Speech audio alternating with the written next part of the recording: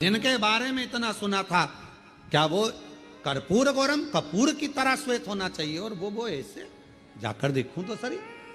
जो मेरी मैया सिर पर पल्लू डालकर, नैनों में सुरमा लगाकर, हाथ में चुड़ला, पांव पैजनिया, कमर करधनिया, सिर में गजरा, माथे पर बेंदा, मस्तक पर बिंदी, नाक में नथनी, होठों पे लाली, कानों में बुंदा, गले में हरवा, और मेरी मां पहुंच गई दरवाजे पर, द्वार पर।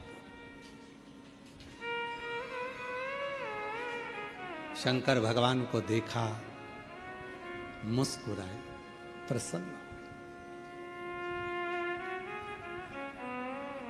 कुछ नहीं देखा पार्वती जी ने, कुछ भी नहीं, केवल एक ही चीज देखी, शिव जी का ऊपर राख कितनी ये नहीं, शंकर जी के तन पर कितने सांप बिच्छू ये नहीं, पार्वती जी ने केवल एक ही चीज देखी कि उनके मस्तक पर चंद्रमा है, मस्तक पर मस्तक।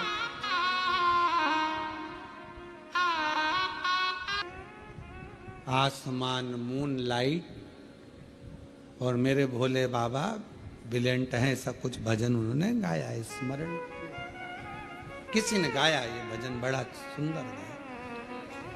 पार्वती मैया ने देखा, कुछ नहीं देखा मेरी जगत जननी मैया ने, केवल चंद्रमा देखा, केवल चंद्रमा,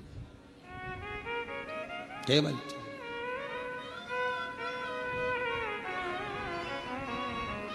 और चंद्रमा देखते से ही मेरी मां जगत जननी जगदम्बा अम्बा निहारने लगी चंद्रमा को। चंद्रमा ने मां अम्बा जगदम्बा को देखा,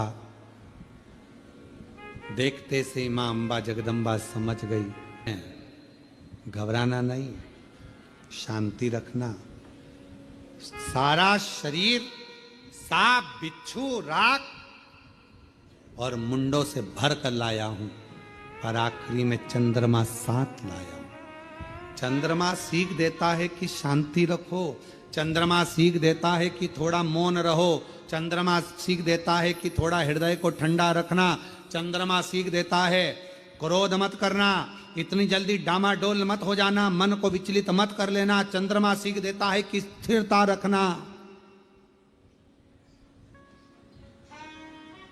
विघ्न आया है, कटेगा, चंद्रमा स्थिरता दे रहा, शांति दे रहा, मौन दे रहा। और मां ने हाथ जोड़ लिए बाबा भोलेनाथ जी के, चंद्रमा को देखा और देखकर कहा, चंद्र आप शिव जी को लेकर आए हो यहां, जितनी शीतलता मेरे शिव जी में है उतनी शीतलता मुझ में देना, शांति जितनी शिव में है उतनी शांति मुझे देना, धैर्य मुझे देना, विश्वास मुझे देना कि मैं डिगू ना। भीतर प्रवेश हुआ बारात का। पार्वती जी ने हाथ जोड़कर कहा, मैं वरमाला तो पहनाऊंगी, मना नहीं है, पर चंद्रमा को उतार दो, क्योंकि मैं आपको पहनाना चाहती हूं, चंद्रमा को थोड़ी। मैं आपकी अर्धांगिनी होंगी, चंद्रमा की थोड़ी। चंद्रमा नीचे उतरने लगे तो शिवजी से पूछा, मैं कहां जाऊं, कहां? पार्वती जी कहती हैं, जब मैं शंकर जी को माला पहनाऊं उस समय चंद्रमा मेरे मस्तक पर हो, और जिस समय पर शिव जी मुझे माला पहनाए तब चंद्रमा शिव के मस्तक पर हो। शिव के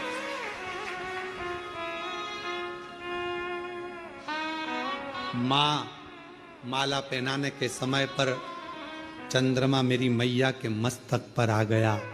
चंद्रमा को देखकर मेरी माता ने कहा, शीतलता देना, शांति देना, धैर्य देना, मौनता देना और हृदय को संतोष देना। इसलिए आज भी मां जगत जननी ने मस्तक पर जैसे ही चंद्रमा लिया, शिव जी के गले में माला पहनाई, माला पहनाते से ही शंकर भगवान कहते हैं, हे चंद्र घंटा, हे चंद्र घंटा, हे चंद्र घंटा, तेरी शीतलता, तेरी शांति, तेरा हृदय की आनंदता आज मुझे सुख दे गई। पार्वती, सारा नगर मुझे देखकर हाय हाय कर रहा था, घबरा रहा था, पर तू नहीं घबराई। पार्वती जी कहती हैं जब आप मस्तक पर चंद्रमा लेकर आए तो मुझे समझ में आ गया कि आप मुझे प्रेरणा दे रहे हैं कि शांति रखना, संकट आया है कटेगा, चिंता मत करना, ये भयंकर रूप भी मेरा टल जाएगा और मैं कर्पूर गौरम। बोले चंद्र घंटा माता की, चंद्र घंटा माता की। 9 देवियों में एक देवी की आराधना चंद्र घंटा के रूप में होती है। क्यों होती है? कि घर में शांति रखो, मन में शांति रखो, थोड़ा संकट आया है टलेगा। कितना बड़ा संकट था, शिव जी का इतना विकराल रूप था, लोग घबरा रहे थे, डर रहे थे, पर शिव जी ने चंद्रमा को रखकर शीतलता दी थी कि जो समझ गया मेरे रूप को वो फिर भटका नहीं। देवाधिदेव महादेव भगवान शिव ओगरदानी त्रिकालदर्शी कैलाशी अविनाशी भगवान शंकर की पवित्र कथा कह रही है, शिव महापुराण की कथा वर्णन कर रही है। माता ने शिवजी के मस्तक के चंद्र को अपने मस्तक पर लिया और बाबा जिस समय पर माँ को माला पहनाने लगे जयमाला, तो बाबा ने फिर चंदा को अपने मस्तक पर लिया। चंद्र घंटा माता का स्मरण शांति देता, धैर्य देता, विश्वास देता। शिव महापुराण की कथा कहती है यदि कोई व्यक्ति का मन विद्या अध्ययन में नहीं लगता हो या उसकी याददाश्त कमजोर हो गई हो, कुछ बोल दिया याद नहीं रहा, कोई सामान रख दिया भूल गए, स्मरण में नहीं आया, पढ़ने के समय पर याद रखा, परीक्षा हॉल में भूल गए, विद्या अध्ययन करते हैं तब पढ़ लेते हैं फिर बाद में भूल जाते हैं, उसको सोमवार के दिन लाल पुष्प, लाल चावल का दाना, बेलपत्र माँ चंद्र घंटा के नाम से देवी के मंदिर में समर्पित करें या भगवान शंकर का जो शिवलिंग है, तो जो जलाधारी है नीचे का ये शिवलिंग, ये जो जलाधारी है, इस जलाधारी में इस स्थान पर पानी अगर यहाँ बह रहा है तो इस स्थान पर वो लाल पुष्प, वो बेलपत्र, वो लाल चावल का दाना अवश्य समर्पित करना चाहिए। और शिव जी को 1 लोटा जल या माँ आद्य शक्ति जगत जननी शीतला माता को चंद्र घंटा के नाम से जल समर्पित करना। उस जल का प्रोक्षण अपने ऊपर करें। भगवान शंकर को अगर जल चढ़ाया है चंद्र घंटा, बच्चे का विवेक बुद्धि प्रबल हो गए। जन्म लिया बच्चा, यदि डॉक्टर कहते हैं कि इसका विकास कम हो रहा है या गर्भ में बच्चा है और उसकी धड़कन नहीं आ रही है, या गर्भस्थ बच्चा है और डॉक्टर ने कहा कि इसका शरीर बेकार है, ये अंग नहीं बना, वो अंग नहीं बना, या ये शरीर का कोई भाग नहीं बना और ये बच्चा अंदर से कमजोर है, तो डॉक्टर का इलाज चलने दो, जांचें चलने दो, डॉक्टर जैसा जैसा बोले वैसा करो, पर साथ में उत्तर की ओर मुख कर कर दक्षिण में खड़े होकर चंद्र घंटा माता का नाम लेकर शिवजी पर 7 बार जल अर्पित करना चाहिए। एक बेलपत्र चढ़ाना चाहिए, एक लाल पुष्प चढ़ाना चाहिए, एक लाल चावल का दाना चढ़ाना चाहिए और जल को झेलकर वो नारी जिसके बच्चे को बताया कि धड़कन नहीं आई, श्वास नहीं आई, या बच्चा विकलांग है, या शरीर का अंग नहीं बना है, या माइंड में तकलीफ, तो उस नारी को उस जल को पीना चाहिए। फिर वापिस जांच करा डॉक्टर के कहने पर, धीरे धीरे धड़कन भी आएगी और वो बच्चा पूर्ण स्वस्थ पैदा होगा। पर नाम याद रखिए, चंद्र घंटा माता का नाम लेकर धैर्य, शांति, निर्मलता और स्वास्थ्य की पूर्ण सुख मां चंद्र घंटा देती है। पूर्ण सुख मां चंद्र।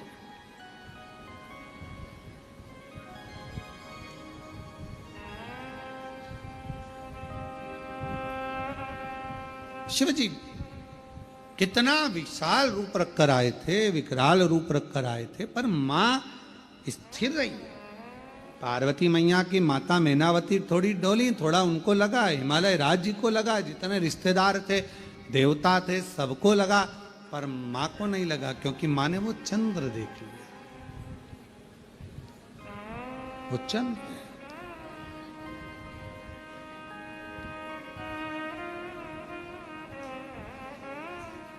महाराज, फिर मेरे भोले बाबा ने, मेरे शंकर भगवान ने, फिर मेरे शंभु ने, त्रिकालदर्शी, कैलाशी, अविनाशी भगवान शंकर ने बाद में जब देख लिया कि ये शिव जी ने जान लिया कि अब पार्वती भय नहीं खा रही हैं, शांत हैं, निर्मल हैं, तब शिव जी ने फिर आखिरी में अपने बागंबर में से पटका लेकर अपने सिर पर बांधा। फिर बांधा।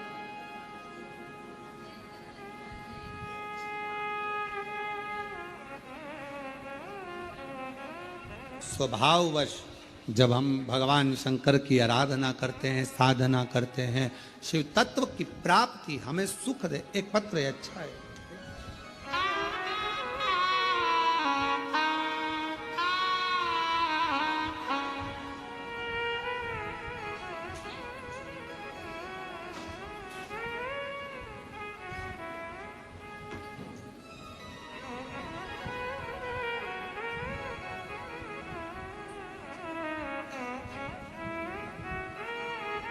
नरब्दी बाई स्थान होगा कुबरेश्वर धाम, जहां पर जिन तुमरुका जी ने ईसर गोरा शंकर पार्वती को शिवपुराण की कथा सुनाई थी, ऐसा तुमरुका कॉरिडोर पूरे विश्व में पहला सीहोर में बन रहा है। पूरे विश्व थोड़ा समय लग रहा है, थोड़ा समय लगता है, पर लोग पूछते हैं क्यों गुरुजी कब बनेगा, क्या होगा। धीरे धीरे, आप लोग पहले भी आए होंगे तो आप लोगों ने देखा होगा कि विकास होते होते धीरे धीरे आज मंदिर प्रांगण इतना बड़ा हुआ, फिर व्यवस्थाएं सुधरते सुधरते अब एक बड़ा शेड, टीन शेड बन रहा है, जिससे कोई बाहर बैठकर कथा ना सुन सके। जब भी ऑनलाइन कथा हो उस टीन शेड में हो, जिसमें लाखों लोग एक साथ बैठकर कथा का रसपान करें। भोजनशाला बड़ी बनी। धीरे धीरे पूरे विश्व में तुमरुका जी का इतना बड़ा कहीं पर भी कॉरिडोर नहीं होगा। जिस तुमरुका जी का दर्शन करने के लिए, तुमरुका जी की धर्म पत्नी, तुमरुका जी ने कैसे कथा बाची, तुमरुका जी ने कैसे श्रवण कराया, एक एक, और जहां जहां तुमरुका जी ने जैसी जैसी लीला करी, वो पूरा इस कुबरेश्वर धाम पर निर्मित होगा। आप लोग उसका दर्शन करेंगे और पूरा विश्व उसका आनंद पाएगा। ऐसा तुमरुका का शिव तत्व है। आप लोगों को भी तो लगना चाहिए कि आप लोगों ने जो दान किया सही जगह लगा कि नहीं लगा। आप और हम तो थाली में प्रसाद का एक हिस्सा वापस थाली में लेकर, जो सुबह थाली लेकर जाते हैं पूजन की, वही शाम को थाली लेकर जाना है। 6 नंबर का दिया घर के दरवाजे पर सीधे हाथ की ओर अंदर प्रवेश करते समय लगाना। प्रसाद जो लेकर आए हो वो प्रसाद को भोजन करने से पहले खाना है। बाबा को 5 व्रत एक ही मंदिर में पूर्ण करना है, 5 सोमवार। 5वां व्रत जब पूर्ण हो, एक श्रीफल, 108 चावल के दाने, चाहे पुष्प चाहे बेलपत्र शिव को समर्पित करें। श्रीफल और भेंट जो बाबा को दे सकते हैं वो समर्पित करें। बाबा के ऐसे 5 सोमवार का व्रत पूर्ण करें, शिव स्वीकार करें। पशुपति व्रत, आजकल पशुपति व्रत लोग नई नई डिजाइन के बताने लगे, ऐसा कर लो वैसा कर लो, पशुपति व्रत को इस तरह से करो वैसे करो, ये नहाओ वो ये करो, वो खाओ वो पियो, ये करो। ढोंग ढकोसले में नहीं पड़ना, भ्रम में नहीं पड़ना। सारी सोशल मीडिया पर आश्रम द्वारा कथा में जो वर्णन किया गया है पशुपति व्रत का, वो पशुपति व्रत वर्णन किया गया है। उस व्रत को उस विधान से करो, उस अनुसार करो और दिल से श्रवण करो। आगे वर्णन आया, तुमरुका जी को चंचुला देवी जो कथा श्रवण कर रही हैं बिंदु के मोक्ष हेतु बाबा प्रथम सोमनाथ जी का वर्णन 12 ज्योतिर्लिंग में करते हैं। काया के रोग से चंद्र को मुक्त करते हैं। फिर वर्णन आता है श्री शैलम पर जाकर मेरे बाबा माँ जगत जननी कार्तिकेय बाबा को मनाती हैं और बाबा मल्लिकार्जुन के रूप में विराजमान होते हैं। दूषण नाम के राक्षस का संहार कर कर बाबा महाकाल के रूप में विराजमान होते हैं। विंद पर्वत के तप करने पर बाबा ओम के नाद के रूप में ओमकारेश्वर रूप में विराजमान होते हैं। अगला वर्णन आता है नर नारायण के तप बल पर बाबा केदारेश्वर बन जाते हैं। कुंभकर्ण के बेटे भीम का संहार कर कर बाबा भीमा शंकर बन जाते हैं और मनु शत्रुपा के तप करने पर बाबा विश्वनाथ बनकर विराजमान हो जाते हैं। आगे वर्णन आया गौतम बाबा पर गौ हत्या का दोष लगा, उस दोष से मुक्त करे तो बाबा ब्रह्मा विष्णु महेश लिंग रूप में पूजाते हैं और त्र्यंबक के रूप में विराजमान हो जाते हैं। रावण के लिए बाबा वैद्यनाथ बन जाते हैं। दारुक नाम के राक्षस का संहार करने के लिए बाबा नागेश्वर बन जाते हैं। राम जी शिव जी के पार्थिव लिंग का पूजन कर उसको स्थापित कर देते हैं तो रामेश्वर बन जाते हैं। रामेश्वर कितने ज्योतिर्लिंग हैं जो पार्थिव पूजन से निर्मित हुए, जैसे कृष्णेश्वरनाथ गोष्मा ने पार्थिव लिंग का पूजन करा था और पार्थिव लिंग से ही भगवान शिव प्रकट हुए।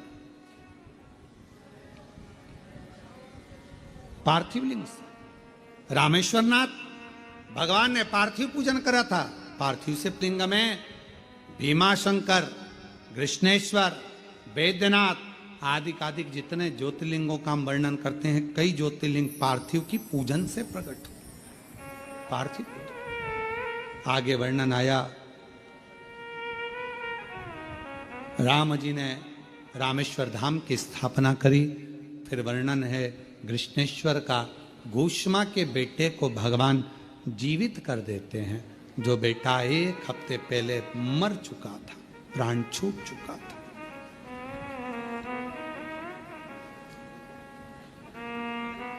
सुधर्म नाम के ब्राह्मण की धर्मपत्नी गोष्मा सुदेहा ने बेटे के टुकड़े टुकड़े कर कर तालाब में डाल दिए थे, सरोवर में डाल दिए थे, कुंड में डाल दिए थे। और गोष्मा पार्थिव लिंग का पूजन कर कर जाकर उसको विसर्जन करने के लिए पहुंची थी। विसर्जन कर और वो शिवलिंग वहां प्रकट हो गया और गोष्मा के बेटे को बाबा ने जीवित कर दिया, कृष्णेश्वरनाथ। ऐसे 12 ज्योतिर्लिंग का स्मरण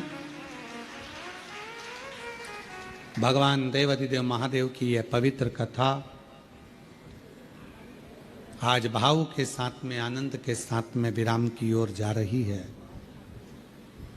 शिव और शक्ति का यह अनूठा संगम जो भगवान देवाधिदेव महादेव की कृपा से, भगवान शंकर की करुणा से, दया से 12 ज्योतिर्लिंग के मध्य बिंदु कुबरेश्वर धाम पर जो चल रही थी, ये पवित्र कथा आज विराम की ओर जा रही है, जिसमें मुख्य यजमान के रूप में स्वर्गीय श्री संजय कुमार जी की स्मृति में श्रीमती शीतल पटेल जी द्वारा भिलाई छत्तीसगढ़ से इस कथा को मुख्य यजमान पद ग्रहण कर आयोजित किया गया।